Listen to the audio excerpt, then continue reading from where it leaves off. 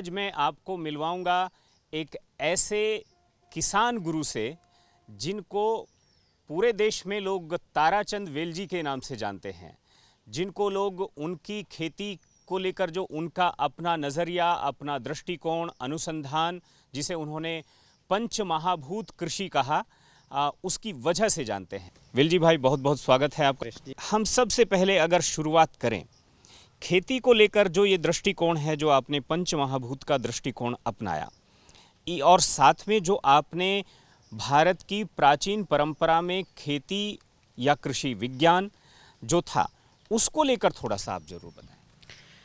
देखिए, ऐसा है कि प्रकृति का निर्माण पंच महाभूतों की त्रण मात्राओं से हुआ है। रूप, रंग, गंध, स्वर और स्पर्श। हर टिश्यू उसका अपना एक रूप होता है, रंग होता है, उसका गंध, स्वर और स्पर्श होता है।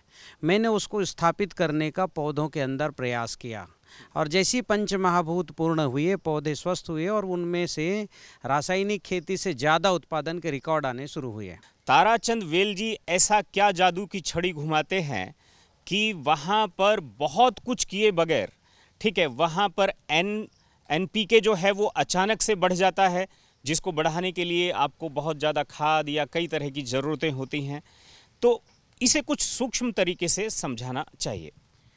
ऐसा है कि अभी तक जो है भौतिक खादों से जो दिखाई देने वाले वही डालकर खेती की जाती रही, जबकि प्रकृति की 96% दुनिया अदृश्य है, दिखाई नहीं देती, जिसको हम तरंग बोलते हैं। सूक्ष्म, जिसको जो है सूक्ष्म दुनिया कहा जाता है, जिसमें तरंग यानी ऊर्जा, अणु और जीवाणु हैं।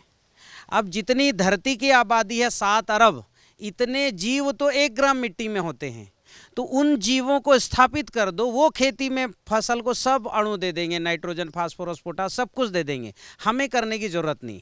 और इसी प्रक्रिया से सारे पौधे बढ़ते हैं। मैंने इस प्रक्रिया को खेत में स्थापित कर दिया। मैंने ये भी सुना कि ताराचंद वेलजी ने भारत के जो प्राचीन ग्रंथ हैं खेती को लेकर के, उन सब का अध्ययन किया। मैं एक बार उन ग्रंथों के बारे में भी आपसे थोड़ा सा समझना चाहूँगा। इसके लिए थोड़ा सा आपको मेरा इतिहास भी समझना पड़ेगा। मैंने काम कैसे शुरू किया। मैंने काम वर्ष 2005 नानाजी देशमुख द्वारा स्थापित कृषि विज्ञान केंद्र गनीवा, मझगवा, 2 बेस्ट केवी के, और वहाँ का विश्वविद्यालय चित्रकूट का ग्रामोदय विश्वविद्यालय, वहाँ से हमने जो है मैंने काम शुरू किया ग्राम विकास का। और ग्राम विकास का आधार मुझे समझ में आया कृषि।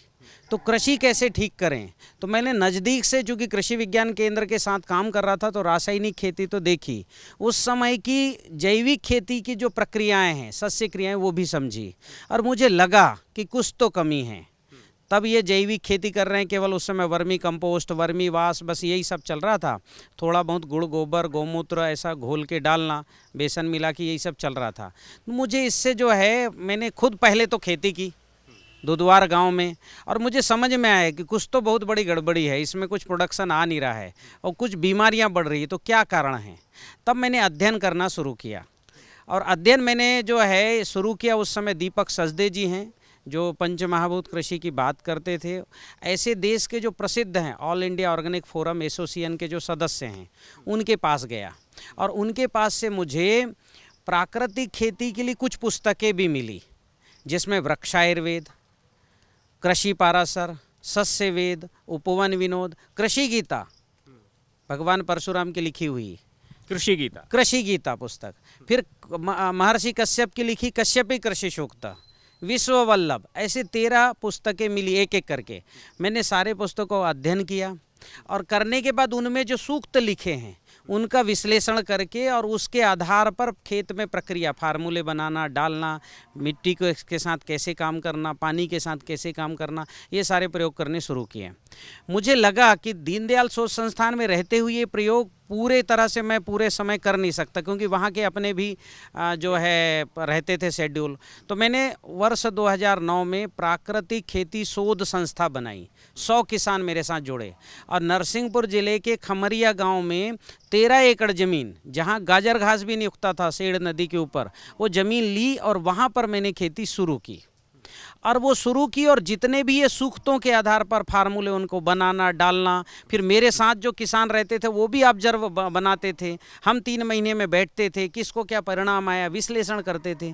ये 2009 से विश्लेषण चलते चलते 2022 तक हमने किए, और 2022 में मुझे लगा कि हाँ, और इस बीच में हमारे 18 फसलों के रिकॉर्ड उत्पादन आ गए थे, जिसमें एक पौधे से 1000 लौकी और 50 ग्राम सरसों से 15 क्विंटल 54 किलो का। और वेलजी भाई का जो पूरा का पूरा जो उनका जीवन है वो इसीलिए भी पॉपुलर हुई चीज़ें कि जब उन्होंने लौकी में 3G कटिंग का फार्मूला दिया, और वो इतना कामयाब रहा कि जो उन्होंने बताया कि मात्र लौकी के एक पौधे पर 1000 लौकी जो हैं, इस प्रोडक्शन का आप अंदाज़ा नहीं लगा सकते। जब ये प्रोडक्शन बड़ा होगा तो मतलब किसान का मुनाफा भी उतना ही बड़ा होगा। ये 3G कटिंग के बारे में भी आप थोड़ा सा एक बार हमारे दर्शकों को एक बार बता सकते हैं, किसानों को एक बार, और ये क्या होता है, और साथ में कुछ ऊर्जा के बारे में हम बात करेंगे। हाँ, तो ये है 3G कटिंग तो आखिरी है, परिणाम है। वहाँ अगर कोई सीधे परिणाम पे जाके काम करेंगे, कटिंग कर दे और हमको मिल जाए, नहीं होता। पौधा का उत्पादन जो होता है वो उसके न्यूट्रिशन से, ऊर्जा से होता है, और ये न्यूट्रिशन देने का काम जीवाणु करते हैं। तो पहले तो मिट्टी में जीवाणु जहाँ उसकी जड़ है, पत्तियों में भी, फिर वो अणु भी उनको दो, क्योंकि जीवाणु के साथ अणु दो, और ऊर्जा भी दो, ताकि उसकी जो है ताकत रहे बढ़ने की, प्रकाश संश्लेषण करने की।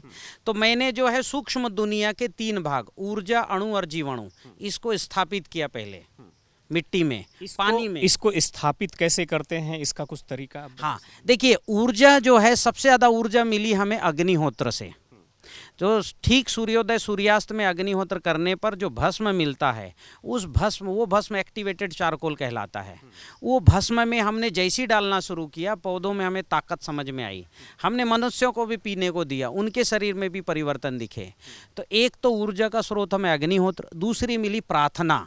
जैसी प्रार्थना करोगे, हे धरती माँ, यह भूमि मेरे इन फसलों के पोषण के लिए है, उन्हीं फसलों को ऊर्जा मिलेगी। हमने ये भी देखा। मैंने ये भी सुना कि आप जो है बीजों को जब खेत में बोते हैं तो बीजों के साथ भी बात करते हैं, उनसे भी रिक्वेस्ट करते हैं कि वो अपना 100% आउटपुट दें। हाँ बिल्कुल, हमको बात करनी पड़ेगी ईश्वर का साक्षी रख के कि मैं एक आपका संरक्षण संवर्धन करने वाला हूँ, कृपया आप अपनी अंकुरण शक्ति जागृत करें। और इसका परिणाम यह है कि 100 में 100% बीज का जर्मिनेशन आया। और ये सब काम मैंने पंतनगर जो कृषि विश्वविद्यालय है उनके साथ मिलकर के ये सब प्रयोग हम कर रहे हैं, वृक्षायुर्वेद के। और इसके कारण से हमें उनके जर्मिनेशन में, हम पानी से भी बात करते हैं, गंगा माँ यह जल फसलों के पोषण के लिए। तो अभी कुछ जो है विशेषज्ञों ने इसको तरंगों की खेती का नाम दिया, और ये तरंगे ही हैं जो प्रभावित करती है, और ये बराबर करती है। हमारे पास अनुभव हैं, और सैकड़ों किसानों के अनुभव हैं। उसमें से एक किसान आए, उन्होंने गंगा माँ से प्रार्थना की, वो नदी जो है उनके बाजू में आ गई। वो यहीं के किसान हैं जहां हम यहाँ हैं, ये हरिद्वार के क्षेत्र में यहाँ पर। तो ऐसे अद्भुत, जिन मतलब राजस्थान में जहाँ ट्यूबवेल सूख चुके थे वहाँ पानी आ गया और 5 HP का मोटर चलने लगा। ऐसे सैकड़ों किसान है मेरे पास, तो केवल प्रार्थना से। एक तो वेलजी भाई जो हैं वो जिस जल को आप नाम देते हैं, हाँ, गंगा माँ, ऊर्जा जल, जो अग्निहोत्र मतलब यज्ञ की जो राख है, उस राख को पानी में डाल दिया और थोड़ी सी फिटकी भी उसमें डाल दी। वो क्या प्रोपोर्शनेट होता है ये वो जानते हैं। वो जल तैयार करना और उस जल का स्प्रे और छिड़काव, वो एक चीज़ है जो हमें समझ में, जमीन में डालना। हाँ, उससे मिट्टी में जो नकारात्मक ऊर्जा है, मतलब दुर्गंध की ऊर्जा, अब नकारात्मक उसको है ना, दुर्गंध की ऊर्जा, तो जो दुर्गंध की ऊर्जा है और जो केमिकल डाला गया है, उसके प्रभाव जो हैं उनकी तरंगे समाप्त हो जाती हैं। वो पूरी तरह समाप्त होते या नहीं होते ये तो मुझे नहीं पता, पर उनकी केमिकल की तरंग और जो दुर्गंध है वो तो समाप्त हो जाती हैं, तो मिट्टी शुद्ध हो जाती है। पहला हुआ ऊर्जा जल। हाँ, दूसरा क्या? अणु जल। अब हम अणु जल जो बनाते हैं उसमें सारे nutrition, zinc, iron, calcium, magnesium, जो हमने लाल मिट्टी, सफ़ेद मिट्टी, अलग अलग रंग की मिट्टी, इनसे लेते हैं। ठीक है, इसके अलावा भी हम उसमें एंजाइम और एसिड्स, यानी सडरस, छाछ और आंवले से बनता है, वो डालते हैं। इससे एंजाइम्स और एसिड्स गए। और फलों का जैव रसायन हम बनाते हैं, तो उससे जो है, उससे भी बहुत से एंजाइम्स, बहुत से एसिड्स, अल्कोहल ये गए। तो अणु जीवाणु है ना, इसमें जीवाणु भी हम मिलाते हैं, एंजाइम्स, अल्कोहल और जो है अल्कलीन, ऐसे सारे एसिड्स, ये सब कुछ हम एक साथ बनाते हैं जिसको हम बोलते हैं अणु जल। इसको जमीन पे भी देते हैं, पौधे में भी देते हैं। तो ऊर्जा जल हो गया, अणुजल, अणुजल हो गया, हाँ, जीवाणु जल। फिर इसके अलावा हमारे पास जो है हाई CN रेशियो। पौधा जो है जमीन से, अगर जमीन में कार्बन है तो नाइट्रोजन है, पर अभी पूरे भारतवर्ष में इवन बड़े बड़े विश्वविद्यालय सब में कार्बन का प्रतिशत घट गया, 0.3 तक आ गया, होना चाहिए 2, 0.3, 0.4, उससे ज़्यादा नहीं है कहीं। तो जब कार्बन घट गया तो कार्बन के साथ ही नाइट्रोजन, दोनों भाई हैं, कार्बन है तो नाइट्रोजन, इसको बोलते हैं CN रेशियो, 20:1। अब जब कार्बन ही घट गया तो नाइट्रोजन तो होगा ही नहीं। तो खेती की जो सबसे बड़ी ज़रूरत, कार्बन जिससे पौधा बनता है, कार्बन जो हवा को पकड़ के रखता है, कार्बन जो पानी को पकड़ता है, कार्बन जो माइक्रो न्यूट्रिएंट को पकड़ता है, वो गायब, थाली गायब हो गई जिसमें भोजन रखा जा सकता है। तो हमने कार्बन को और उसके साथ नाइट्रोजन को स्थिर करने के लिए हाई CN रेशियो घोल बनाया। ये बनता है गोबर से, कुछ मिट्टियों से, कुछ जीवाणुओं से और कुछ एंजाइम और एसिड हम मिला दो, कंप्लीट फूड। अब इसमें हमने ऐसे 1100 तरह के जीवाणु भी खोजे हैं। मेरे साथ बहुत अच्छी टीम है, इन्फोसिस में काम कर चुकी ऐसे भी टीम है, और जो बड़े बड़े बायोटेक्नोलॉजी पर जो काम करते ऐसे भी टीम है। ऐसे सारे लोग जब हम अच्छे मन से काम कर रहे हैं, ये सब हम काम किए, 1100 तरह के जीवाणु हमने आइसोलेट किए। उसमें एक जो है साइनोबैक्टीरिया है जो हवा से कार्बन को खींचता है और उस गोबर में डालेगा। तो गोबर को डिकम्पोज किया, उसमें 55-60% कार्बन, हवा से भी कार्बन को खींचा, फिर बढ़ा, उसमें थोड़ा नाइट्रोजन हमने डाला, जो गौमूत्र बेस्ड हमने बनाया नाइट्रोजन, उसको नैनो नत्रजन नाम दिया है। इसको किसान बना नहीं सकता, थोड़ी टेक्नोलॉजी है, तो बना के हम दे रहे हैं। ये अमीनो एसिड से बनता है। तो ये जो है, ये हमने नाइट्रोजन भी उसमें घोल डाला। नाइट्रोजन हर जीवाणु को चाहिए, जैसे हमें भी ऑक्सीजन चाहिए वैसे उनको भी चाहिए। तो इस तरह से एक लिक्विड तरल घोल बना जो ऑक्सीजन की उपस्थिति में बना, एरोबिक, जहाँ पर एरोबिक जीवाणु 96% है और अनएरोबिक यानी माइकोराइजा वहाँ है। अब माइकोराइजा खेती का हनुमान है ऐसा हम कहते हैं, वो जड़ों को बढ़ाता है। ये सारे जीवाणु, अणु, नाइट्रोजन और कार्बन, ये हाई CN रेशियो घोल हम बनाते हैं। ये किसान स्प्रे भी करता है, जमीन में भी डालता है। एक हाइड्रोजन को भी आप ऊर्जा का सबसे बड़ा स्रोत मानते हैं, हाइड्रोजन को लेकर के क्या काम? मैंने ये देखा जहाँ हाइड्रोजन की कमी है वहाँ पौधे के ग्रोथ में, जड़ों के ग्रोथ में बहुत अंतर है। तो हाइड्रोजन प्रकृति का पहला अणु है और इसी से सूर्य बना और उसी की ऊर्जा हम तक आ रही है। तो मिट्टी में हाइड्रोजन क्या काम करता है? तो इसके लिए जो आधुनिक साइंस ने एक परिभाषा दी है pH का, पोटेंशियल ऑफ पावर या पोटेंशियल ऑफ जो है ये हाइड्रोजन, ये कहा जाता है। मतलब हाइड्रोजन है तो ऊर्जा आएगा जाएगा, नहीं है तो नहीं आएगा। अब इसको उदाहरण में साधारण किसानों के लिए बताना चाहूँगा। जैसे जो है बाजार में बहुत से व्यापारी हो जिनके पास फल, अनाज सब कुछ हैं और ग्राहक भी खूब हैं, लेकिन पैसा नहीं है। ग्राहक के पास भी पैसा नहीं है, व्यापारी के, तो लेन देन कैसे करें? फल जो है ग्राहक के पास कैसे आए और जो है व्यापारी के पास कैसे जो है पैसे आए? तो ये काम जो है मिट्टी और पेड़ के बीच में, पेड़ है ग्राहक और मिट्टी है व्यापारी। मिट्टी के पास सारा खजाना है, सारे माइक्रोन्यूट्रिएंट है, रूप रंग गंध सब कुछ है, लेकिन हाइड्रोजन नहीं है तो लेन देन नहीं होगा। तो पौधे को हाइड्रोजन मिट्टी को देना पड़ता है, बदले में मिट्टी से जो चाहे ले सकता है। तो ये लेन देन जो है, ये हाइड्रोजन की कमी है। उसके लिए ऊर्जा जल एक काम तो करता ही है, ये भी हाइड्रोजन बढ़ाता है। हमने ब्रह्म ऊर्जा दंड लगाया खेतों में जो हाइड्रोजन को पकड़ता है। ये क्या होता है? वाली एक हमारे पास 150 फार्मूले हैं खेती के, उसमें से एक फार्मूला ब्रह्म ऊर्जा दंड है। इसमें जो है तांबा जो है वो हाइड्रोजन को पकड़ता है, विशेषकर इलेक्ट्रॉन्स को पकड़ता है। तो ये जो है एक तांबा जो है 20 फीट के लोटे में ऊपर रखना और एक तांबे का खुला हुआ तार जिस पे पेंट ना हो वो बांधना और मिट्टी में गड़ा देना 4 इंच में। अब जो भी सूर्य की किरणें आई, बहुत सा हाइड्रोजन आया, उसको पकड़ के मिट्टी में डाल देता है। कोई बिजली कड़की या कुछ भी और परिवर्तन होता है, आप अग्निहोत्र करते हो, खूब सारा हाइड्रोजन निकलता है, उसको वो जो है फिर से मिट्टी में भेजने का काम करता है। जहाँ ये करोगे वहाँ पत्तियों की चौड़ाई बढ़ जाएगी, फल फटेंगे नहीं। और इतनी चौड़ाई बढ़ती है कि मेरे किसान के यहाँ सरसों के पत्ते हाथी के कान बन गए, इतने लंबे। 3 साल का जो है लेखराम यादव जी के यहाँ 3 साल का जो नींबू है वो 15 फुट बढ़ गया और 2.5 क्विंटल तक फल आया। ऐसे मेरे पास 100 से ज़्यादा किसान हैं जिनके यहाँ रिजल्ट है। पत्ते हरे कच्च और चौड़े चौड़े मिलेंगे। रासायनिक खेती से 1.5 दुगुना ज़्यादा चौड़े और हरे कच्च पीपल की तरह। खेती रासायनिक हो तो बहुत खर्चा है, खेती जैविक हो तो खर्चा कम होता है लेकिन फिर भी है। खेती प्राकृतिक हो तो क्या आप इसे प्राकृतिक खेती में भी कुछ खर्चा मानते हैं आप? हाँ, अभी देखिए पौधे को न्यूट्रिशन चाहिए। कैसे चाहिए? पौधे को इससे लेना देना नहीं होता। आप रासायनिक से दे रहे हो, जैविक से दे रहे हो कि प्रकृति दे रही है। अगर न्यूट्रिशन नहीं मिलेगा तो उपज घटेगी। तो जब तक प्राकृतिक ऊर्जा चक्र, प्राकृतिक न्यूट्रिशन का लेन देन शुरू नहीं होता, किसान को ऊपर से डालना ही पड़ेगा। अब चाहे रासायनिक डालें चाहे जैविक डालें। तो अभी हमने जैविक के 150 फार्मूले बनाए। जब तक मिट्टी में प्राकृतिक ऊर्जा चक्र सक्रिय नहीं होता, प्राकृतिक जीवन चक्र सक्रिय नहीं होता, तब तक तुम दो, जड़ से दो तो अणुजल बनाया, स्प्रे करो तो और भी हमने जैव रसायन, भस्म रसायन बनाया, नैनो के उत्पाद भी बनाए। तो जब तक नहीं मिलेगा तब तक दो। लेकिन एक बार शुरू हो गया तो मेरा एक नारा है, किसान नक्षत्र पर बीज बोए और घर जाके सोए। सारा काम जीवाणु करेंगे और अणु हैं तो जीवाणु देंगे। हमारे पंच महाभूत कृषि में खरपतवार आते ही नहीं। घास कुसा मोथा 2-3 साल में 95% गायब हो जाएंगे। केवल फसल रहेगी और फसल को पोषण देने वाले कुछ अच्छे पौधे रहेंगे। एक आपने खेत के अंदर नेगेटिव ऊर्जा और एक पॉजिटिव ऊर्जा की बात भी ताराचंद वेल जी करते आए हैं।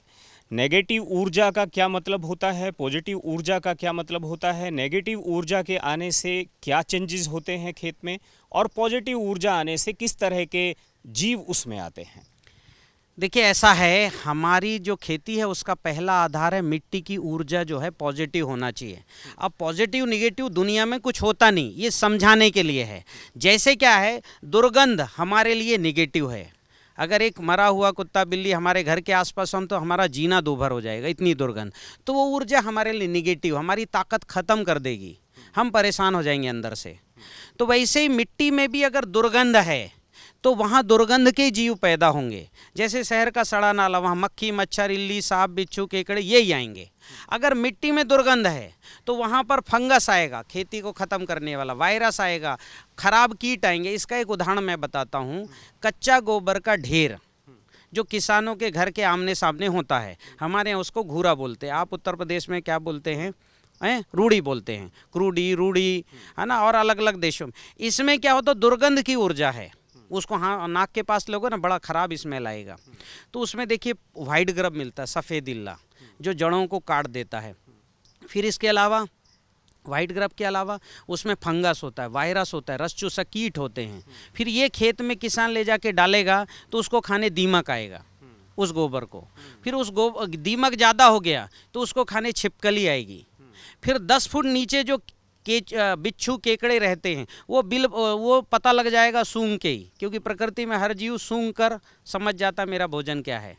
तो तरंगों से मैसेज, हाँ, वो तरंगों से उसको मैसेज गया। वो जो है केकड़ा या बिच्छू वो बिल बनाते ऊपर आया, छिपकली को मारा, नीचे ले गया और 1 महीने तक खाया और फिर छुप गया। बिल खाली हो गए। बिल में फिर चूहे पलेंगे, चूहे फसल को खाएंगे या उन बिलों में सांप आएगा। तो नकारात्मक ऊर्जा थी तो नकारात्मक अणु और नकारात्मक जीवाणु भी बने। तो अब ऐसी खेती जहाँ नकारात्मक ऊर्जा हो वहाँ पर कोई भी फसल अच्छा हो ही नहीं सकता। बहुत ज़्यादा बीमारी आएगी। पौधे के अंदर अगर दुर्गंध का शिष्ट आ गया तो उसमें बीमारी आएगी, और जो फल है उसके अंदर दुर्गंध की कोई ऊर्जा होगी तो उसको हम खाएंगे तो हमारी ताकत घट जाएगी।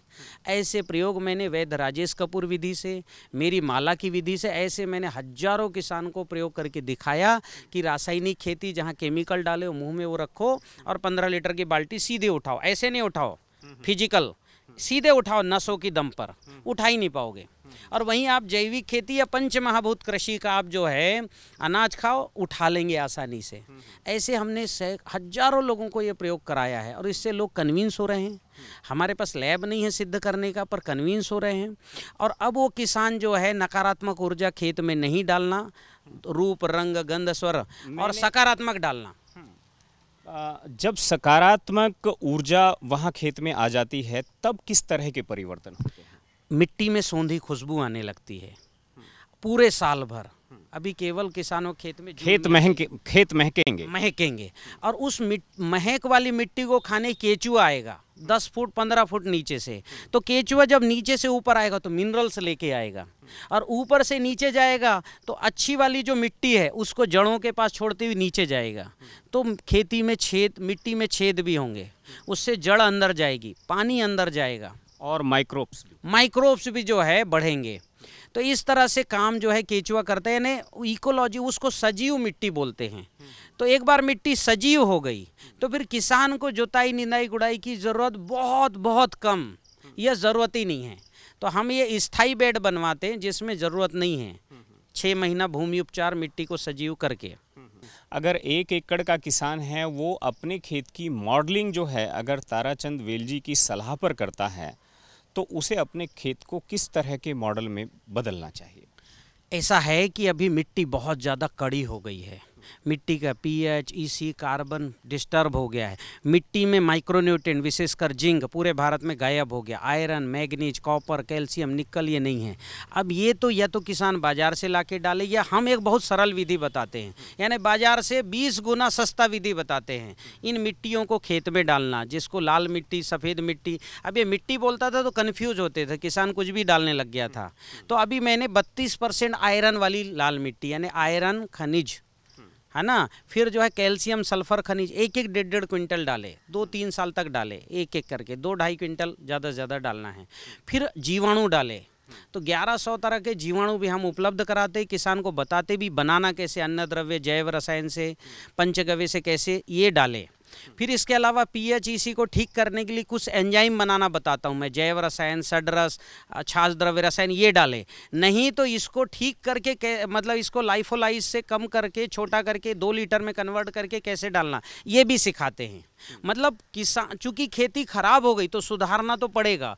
ये जीवन में एक समय का खर्चा है, ये खेत की जिंदगी का एक समय।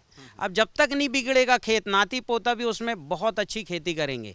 तो जीवन में एक बार खर्चा है 1 एकड़ में ज़्यादा से ज़्यादा 15,000, 20,000, खूब से खूब 25,000। उसके बाद उसको किसान को नक्षत्र पर बीज बोना है, ज़्यादा से हल्की जुताई करके, क्योंकि गहरी जुताई मेरे इसमें निषेध है। और अगर खेती और अच्छा हो जाए तो बिना जुताई, बारिश आने दो, ज़मीन 2 इंच ऊपर उठेगी, नक्षत्र पर बीज बो दो। तो न जुताई नहीं, निंदाई नहीं, गुड़ाई नहीं, कोई रासायनिक जैविक खाद नहीं, केवल ऊर्जा जल, अणु जल चलाओ, बस हो गया।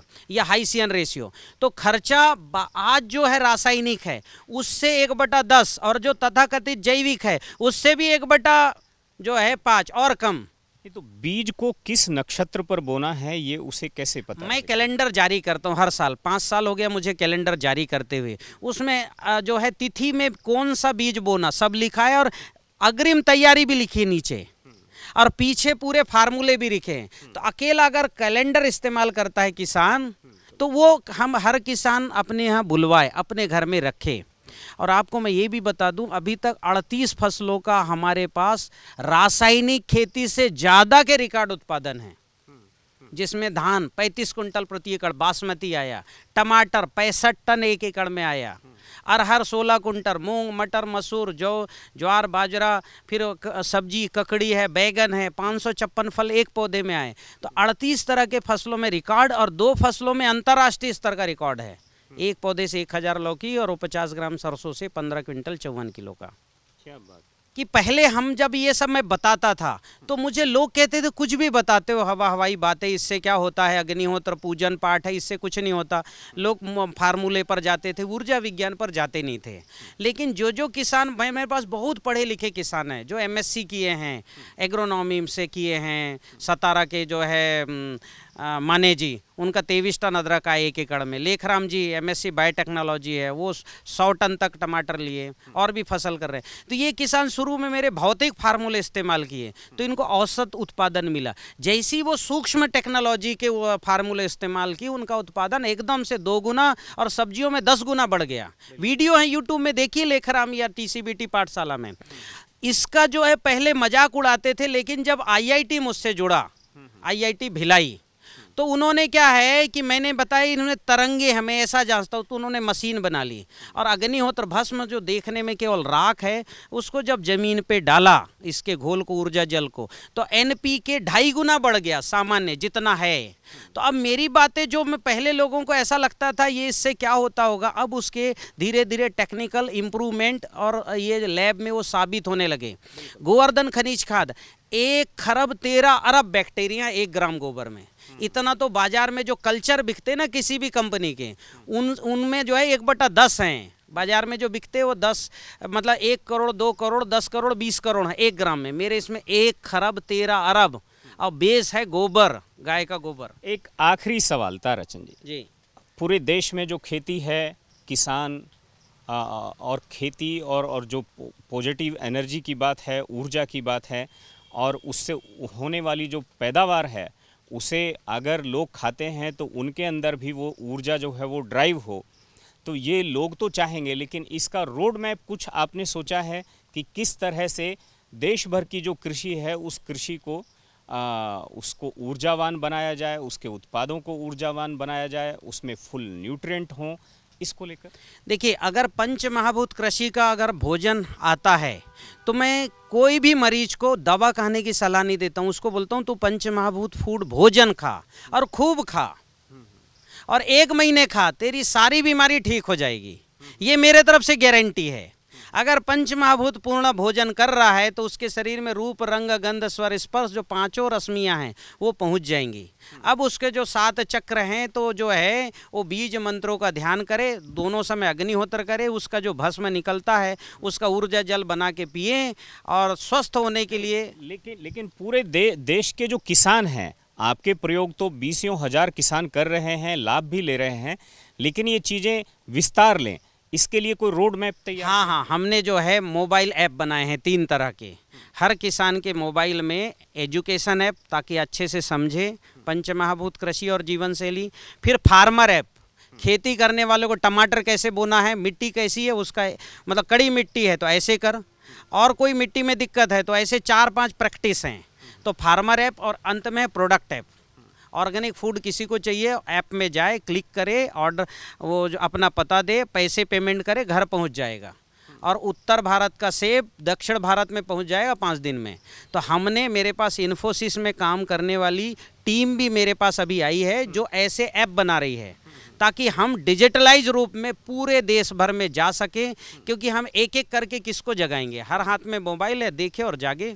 और मैंने सारा IP मतलब फार्मूले उसमें डाल रहा हूँ। बिल्कुल, बहुत बहुत शुक्रिया आपका, आपने संसद टीवी के साथ ये समय बिताया और इस समय में देश भर के जो किसान हैं उन्होंने ज़रूरी तौर पर इन सब चीज़ों को समझा होगा। ताराचंद वेलजी ने जो अभ्यास किया है खेती का, कृषि विज्ञान केंद्रों में, यूनिवर्सिटीज़ में रहकर, साइंटिस्ट के साथ, फिर प्राचीन ग्रंथों को पढ़कर, फिर एक्सपेरिमेंट कर, ये सब ज्ञान और विज्ञान दोनों के समागम से जो ये रास्ता निकला है, जो उन्होंने ऊर्जा को समझने की कोशिश की है, एनर्जी को समझने की कोशिश की है, उस मशीन को मैंने भी देखा जहाँ पर ऊर्जा जल डालते ही NPK जो है 2.5 गुना उसमें वो शो कर रहा था। तो ये अपने आप में कुछ बातें ऐसी हैं जिन्हें आओ करके देखें वाली बात है, आओ करके सीखें वाली बात है। तो अगर आप खेती के इन प्रयोगों को आप अपनाने की कोशिश करते हैं, करके देखते हैं और उसके नतीजे अगर आते हैं तो जाहिर तौर पर वो आपके स्वास्थ्य के लिए भी अच्छा होगा, आपकी जेब के लिए भी अच्छा होगा, और इसे आप आगे भी अपने जो आस पड़ोस के लोग हैं वहाँ तक भी चीज़ों को पहुँचा सकते हैं।